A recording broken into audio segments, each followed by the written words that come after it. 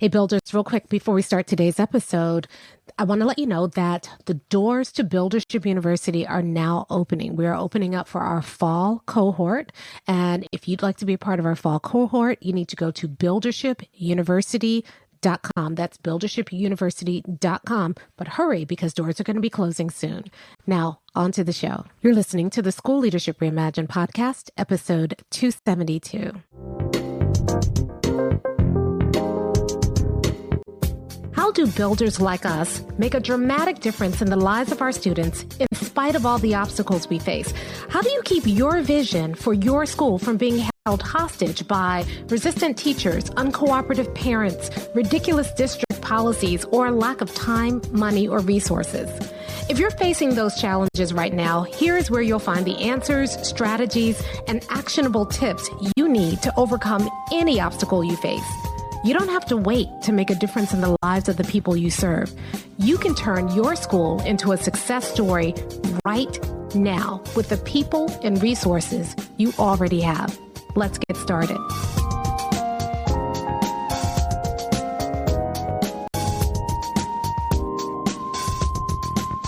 Hey builders, welcome to another episode of the School Leadership Reimagined podcast. I'm Robin Jackson, your host, and today is the final episode of the Summer of Success Secrets 2024. And today we're going to talk about another concept that I shared during the Buildership Summer Bootcamp, and that's this concept of chores versus work. Okay, let's dive in. So recently I was sitting in church and I heard a preacher tell a story, and I thought it's a clever story at the time, but I've been thinking about it ever since. This happened a couple of months ago.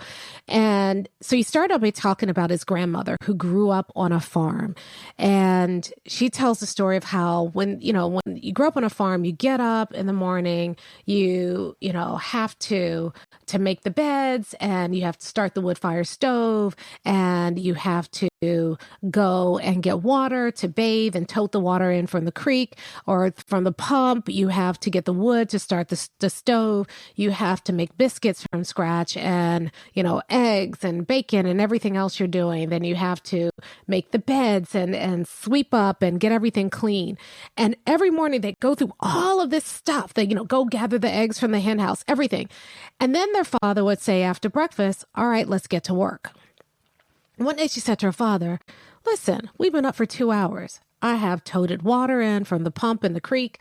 I have bought in firewood. I have made biscuits from scratch. I made the beds. I washed the dishes. I've already worked. And her father looks at her and he says, honey, those were chores. The work is in the field. Now, when I heard that story, everybody in church goes nuts because he's talking about, anyway, he tells a story and it makes a good point. But I was thinking about that story recently when we were having office hours in BU, and people were talking about getting ready for the school year. And they were talking about all the stuff they were doing. And I was listening. They sounded very busy. But it occurred to me that those are the chores of the job, but that's not the work. And so last week during the boot camp, in one of our sessions, we started talking about what are the chores of feedback versus the work of feedback. What are the chores of supporting teachers versus the real work? And it was so interesting, the dichotomy, because we realized that we spend a lot of our time on chores, but don't spend a lot of time on the work. And that's why we're not getting the results we really want. So let me give you an example. The chores of feedback are things like getting into enough classrooms, putting the feedback calendar together to make sure that you get into the classroom according to the collective bargaining agreement. So if it says we got to do 2 informals before formal, then making sure you schedule the 2 informals. Chores of feedback include making sure you have your evaluation instrument, doing the walkthrough that the district is asking you to do, creating the feedback write-ups, writing the post-observation reports, getting that information entered into the system, creating the final evaluation report at the end of the year, putting people on performance plans who aren't doing well. Those are the chores. But none of those things in and of themselves will actually change practice. So if you really get down to what is the purpose of feedback, the purpose of feedback is to show people where they are in relationship to where your vision, mission, and core value says they need to be. And if you show that to them in the right way, they will see it. And then seeing that will help them get focused on doing the right work to close that gap so that they can be in alignment with your vision, mission, and core values. That's the purpose of feedback. And while those things are important and they're required by your job, those are the chores. But if you just did that, and you didn't do the work of really helping people see and take ownership of the fact that there's a gap between where they are and where they need to be, and then take ownership about adjusting their practice so that they can close that gap, all of those chores have amounted to nothing. In the same way that on the farm, all those chores are important. They maintain the home, but none of those things puts food on the table. None of those things goes towards the livelihood of the family. It's just about maintaining what already exists. A lot of what we do for feedback is about maintaining what already exists. Remember, I always say leadership is an artifact of the institution. It's a creation of the institution designed to maintain the institution. So the leadership chores and tasks that you are doing every day, great for maintenance, but they don't necessarily change practice. So you can do all of that and still not see change every year because those are the chores they're maintaining. The work is in one thing feedback, really spending time when you go into a classroom and looking for the one thing that a teacher needs to adjust that will take that lesson from ineffective to effective, and having a teacher focus solely on that. That's what, those of you inside of BU, that's why we do that interrogated rubric, because we're trying to figure out what's the language around the one thing. It's a way for us to quickly figure out that one thing and get people focused on just that one thing. And that's why you hear all those success stories inside of BU around, people saying, I work with this teacher and this teacher made dramatic turnaround in 1 year. This, someone's telling me the other day, they had a teacher who was a mess. I mean, their classroom was a mess. They weren't sure that teacher was ever going to make it. They considered that teacher the worst teacher in their building. And they focused on one thing, feedback. They got the teacher the right kind of support. That teacher not only turned it around, that teacher thrived. That teacher had the greatest growth in her students in the entire building. And now that teacher is now the lead teacher for her team. She went from being the worst teacher in the building to now the teacher who's over every other teacher on her team. And that came from giving that teacher the right kind of feedback and support. That's the work, right? Let's talk about support. The chores of support are planning PD days, finding the right PD, finding resources, getting resources into teachers' hands. People always come to me and I'm like, oh, we're looking for, the right PD, or, do you have any ideas about PD, or what kind of PD can I get how do I get my teachers to do X, Y, and Z? Those are chores. The work of support is making sure that you are giving teachers the right support for where they are in their practice so that they grow one level at least in one domain at least every single year. If your chores are just maintaining the status quo, but they are not changing practice, those are chores. Work changes practice. Okay, let's talk about accountability. There's so many chores with accountability. Oh, we got to write people up. We got to look at data. We got to do, those are chores. True accountability is about helping people get their practice in alignment with your vision, mission, and core values and stay in alignment with the vision, mission, and core values. Well, if all the things that you're doing depend on you, those chores that you do, chasing, checking, and correcting people, and the moment you stop doing those things, people stop doing what they're supposed to be doing, those are chores. That's not the work. The work is, how do you set people up to do the right thing even when you're not looking? Let's take the work of culture. A lot of times people think that culture is about making people feel happy. But if people are happy and happily failing kids, then your culture is broken, even if your culture, has everybody happy. So people think culture is about finding the right swags. I always say food, fun, and favors, right? Culture. I want a positive culture. So I bought everybody breakfast, or I gave everybody a jeans pass, or, we did a team building exercise that was really fun. I took everybody, rock climbing, or we did trust falls, or all of that stuff. Those things are fun. And people will do that and engage in that for a day. But rarely do those things address underlying toxicity that's lurking in your culture, right? So I'm not saying not to do those things. I'm just saying those are the chores of building culture. But the purpose of culture is to get everybody meaningfully engaged in the right work.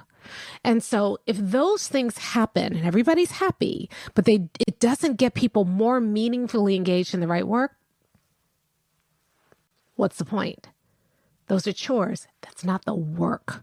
The real work of culture is creating new norms in your building. The real work of culture is getting everybody to embrace those new norms. The real work of culture is creating new habits and new stories about who you are as a school and how you do work as a school. That's the real work. And so one of the things I challenged people to do in the boot camp was to take a look at how they spend their time every single day. Are you spending the majority of your time on chores? Or are you doing the work? And that's one of the reasons why we built Buildership University. And it's also, one of the things I struggle with Buildership University. So I'll be vulnerable for it, because this is something that I'm constantly thinking about, right? My goal is to help people be builders, because I know that when you are a builder and when you pursue 100% success, you will do the work that it takes to get there. And I believe every kid deserves to be successful in school, not should be or could be. They deserve to be. And so because I believe that, I want to make sure that I'm setting people up. This is what I do when I support teachers. Everything that I'm teaching teachers is about how do you make sure 100% of your kids can be successful. And everything that I provide for school administrators is the same thing. So that's my passion. That's why this is why I've been put here on this earth, this is my mission in life. Okay. So this is where I obsess about this. Okay. So you have to understand this is something I'm obsessed with. And so I'm telling you that as a precursor to what's happening. So because we have been taught to do the chores, but we haven't been taught how to do the real work, I built Buildership University to focus on the real work, showing people the real work. So inside of Buildership University, we don't spend time on chores. We find ways to make your chores easier. Those of you in BU, that's a lot of the quick win stuff in the vault that's in the quick win section, because I feel like for your chores, find ways to automate those, right? So, with feedback, you have feedback chores. You got to get So the feedback fast track formula in BU shows you how to do the chores of feedback. But the feedback architecture shows you how to do the work, right? The support course shows you how to do the chores of support, but the support architecture helps you do the work, right? So what I've been trying to do is give people a place and time and space to do the work. Now, here's my frustration. A lot of times people get so caught up in the chores. They know the work exists. They know they should be doing the work. But they get so caught up in the chores that they let the chores chew out all of their time that they could be doing the work.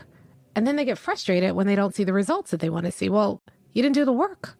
It's like the farmer saying, I'm going to spend all day making beds, and you know what, I need to sweep under the bed, and I probably should get the ashes out of the fireplace, and you know what, the curtains need to be washed, and they do all the chores that make their home better. Yeah. But they don't do anything in the fields. They don't plant seed in the field. They don't pull weeds in the field. They don't harvest in the field. And then they wonder why in the fall they have no food and no money.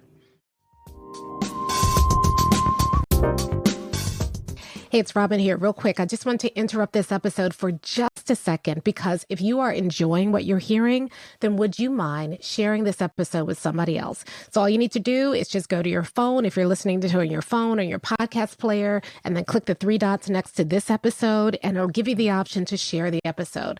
Now, if you do that, three things are going to happen. First, the person that you share it with is going to think you're a hero, especially if they're struggling with what we're talking about right now. They're going to love you. Secondly, you're going to feel good because you're going to get the word out about Buildership and start building this Buildership nation. And third, you will get my eternal gratitude because I really want to get this out to the world and you'd be helping me out. You'd be doing me a huge favor. So please share this episode with someone right now who's dealing with this same issue, someone you think would really benefit. And now back to the show.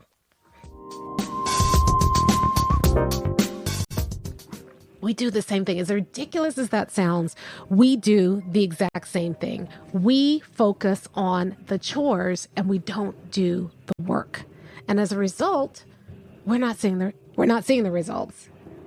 So my challenge to you, this is a short episode. This is the last success secret, but it's an important one. Are you doing the chores or are you spending your time doing the work? Here's the thing. If you continue to just focus on the chores, you might get accolades from your district. You might be seen as a busy principal. You might get all your stuff done in on time, but you're not going to be fulfilled. You are going to spend all of your time running and being very busy without seeing the results for kids. The job will start to feel like a drag. You're working nights and weekends, and then you're like, what's it all for? You get burned out, you get tired, you get frustrated because you're doing the chores. But when you do the work, when you are intentional about setting aside time to do the work, things are different. And I guess that's why this is, when I was talking about my frustration earlier, my frustration is that there's so many principals who could be 100% principals. They could be builders. They could be making a huge difference. But they've been taught that the chores are the work. And so they can't let go of the chores and do the work. So the work, this is, as the person who's created Buildership University, we've designed it so that it gets you focused on the work. But if you never go, because you say, I'm so busy, I'm doing all these chores. And I'm like, yeah, those are chores, but the work is here. And if you did the work, the chores get a lot easier, a lot simpler. Focus on the work. And my big frustration is people don't believe me. They say, but my district says I have to do this, this, and this. And I'm like, yeah, I get that. Let's find ways to automate as much of that as possible, to streamline as much of that as possible, because you do have chores. Everybody does. But this is the work. And the more you do the work, the less your district is going to be bugging you about the chores, because the district thinks those chores get you results. But you and I both know the work is what gets the results. Let's get the result. Let's do the work and get the results. And that'll get your district off your back. Let's do the work and get the results. And that will simplify the chores that you have to do. So I don't know. That's the thing that I'm obsessing about right now. So this episode is kind of all over the place because this is stream of consciousness, but I don't know. I just want to share with you that this idea of work versus chores, and challenge you to really take a look at how you're spending your time. It's the success, the results you want, they're not in the chores. If you really want the success and the results for your kids, for your school, for you, it's in the work. And if I could just figure out a way to convince people of that and help, because that's the hardest part of my job. Showing you how to get to 100% has been pretty easy. There's just proven things out there to do. You just have to do the work. I struggle not with how to get you to 100%, but how to convince you to do the work that it will take to get you to 100%. Because if you just did that, you'd get there. The tools, the resources, we give them away for free, right? The hard part of my job is getting you to believe that the results are in the work and not in the chores. And I know, your district has told you something different. Your training told you something different.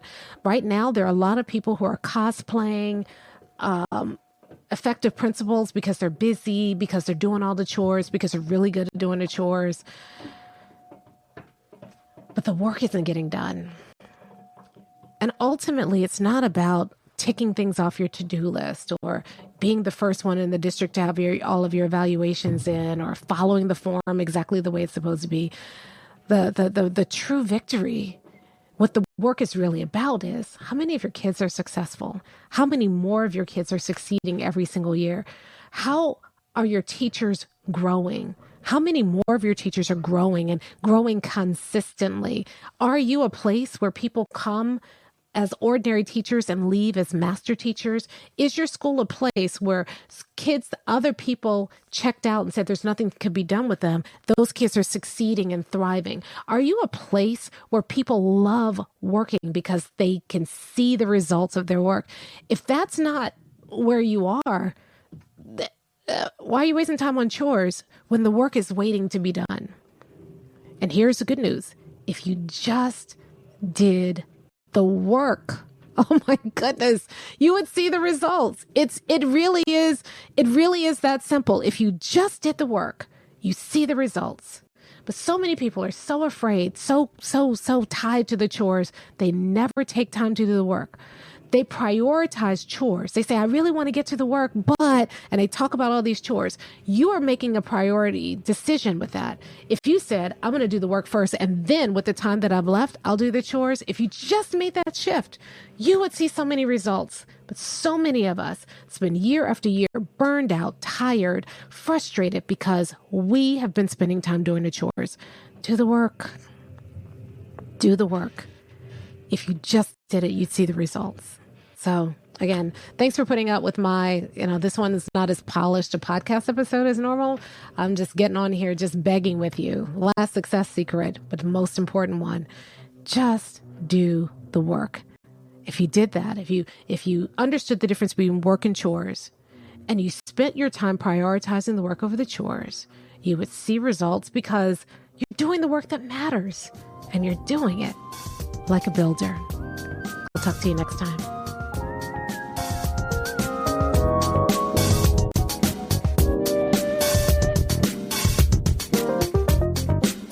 Hey, if you're ready to get started being a builder right away, then I want to invite you to join us at Buildership University. It's our exclusive online community for builders just like you, where you'll be able to get the exact training that you need to turn your school into a success story right now with the people and resources you already have. Inside, you'll find our best online courses, live trainings with me, tons of resources, templates, and exemplars, and monthly live office hours with me where you can ask me anything and get my help on whatever challenge you're facing right now. If you're tired of hitting obstacle after obstacle and you're sick of tiny little incremental gains each year, if you're ready to make a dramatic difference in your school right now, then you need to join Buildership University. Just go to buildershipuniversity.com and get started writing your school success story today. Hey, it's Robin here, and I want to thank you for listening to today's episode. Now, if you have a question about today's episode or you just want to keep the conversation going, did you know that we had a School Leadership Reimagined Facebook group? All you need to do is go to Facebook, join the School Leadership Reimagined Facebook group. Now, there are going to be a couple of questions that we ask at the beginning because we want to protect this group and make sure that we don't have any trolls come in and that it really is for people who are principals, assistant principals, district administrators. So make sure you answer those questions or you won't get in. But then we can keep the conversation going. Plus, we do a lot of great bonus content. I'm in there every single weekday. So if you have a question or comment about the episode, let's continue the conversation. Join us at the School Leadership Reimagined Facebook group, and I'll talk to you next time.